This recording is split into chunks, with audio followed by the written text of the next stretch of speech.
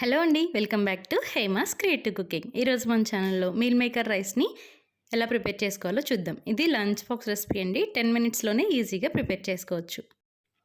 Process ఏంటో చూసేద్దాం. ఒక కప్పు మీల్ మేకర్లోకి వేడి నీళ్ళని పోసుకుని ఒక 2 నిమిషాల పాటు నానబెట్టి ఇప్పుడు ఈ నీళ్ళు మొత్తం స్క్వీజ్ చేసేసి ఈ మీల్ మేకర్ని చిన్న చిన్న ముక్కలుగా కట్ చేసి పక్కన పెట్టుకోండి.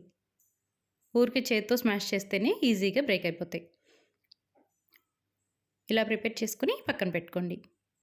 ఇప్పుడు స్టవ్ వెలిగించుకుని ప్యాన్ పెట్టుకుని కొద్దిగా ఆయిల్ని యాడ్ చేసి ఇందులోనే ఒక గుప్పెడు వేరుశనగ పప్పులు యాడ్ చేసి కొద్దిసేపు ఫ్రై అవనివ్వండి. ఇవి కొంచెం ఫ్రై అయిన తర్వాత ఇందులోకి 2 టేబుల్ స్పూన్ల వరకు పచ్చిశనగపప్పు, 2 టేబుల్ స్పూన్ల వరకు మినపగుళ్ళు, ఒక 3 లేదా 4 ఎండుమిరపకాయలను కూడా యాడ్ చేసి కొద్దిగా దోరగా ఫ్రై చేసుకోండి. లో ఫ్లేమ్ మీద పెట్టుకుని ఫ్రై చేసుకుంటే పప్పు లోపల వరకు ఫ్రై అయ్యి టేస్ట్ అనేది బాగుంటుంది. ఇలా పప్పులన్నీ చక్కగా ఫ్రై అయిన తర్వాత చల్లారనిచ్చి మిక్సీ జార్లోకి యాడ్ చేసుకుని పౌడర్లా ప్రిపేర్ చేసుకుని పక్కన పెట్టుకోవాలి.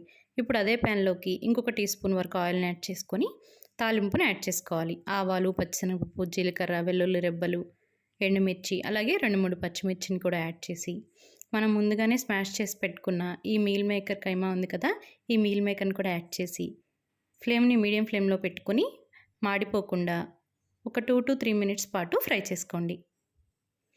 ఇందులోని కొద్దిగా కరివేపాకును కూడా యాడ్ చేసి ఫ్రై చేసుకోండి.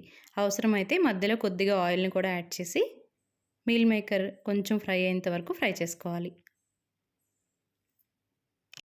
ఇప్పుడు ఇందులో మనం ముందుగానే పౌడర్ చేసి పెట్టుకున్న ఈ పప్పుల పౌడర్ ఉంది కదా, దీన్ని యాడ్ చేసేసి ఒకసారి మిక్స్ చేసి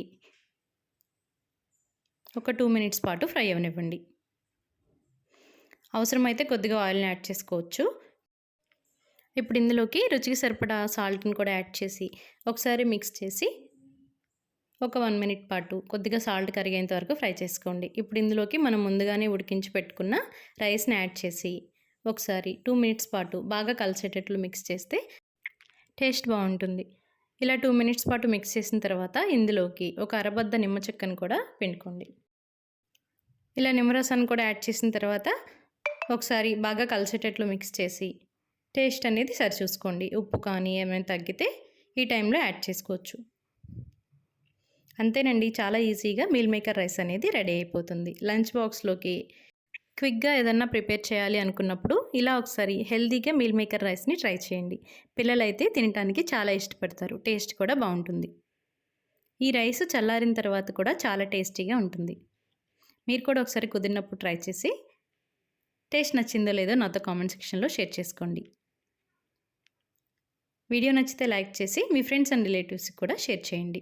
మరిన్ని tasty, easy, healthy and quick recipes కోసం హేమాస్ క్రియేటివ్ కుకింగ్ ఛానల్ని సబ్స్క్రైబ్ చేసుకోండి. Thank you for watching.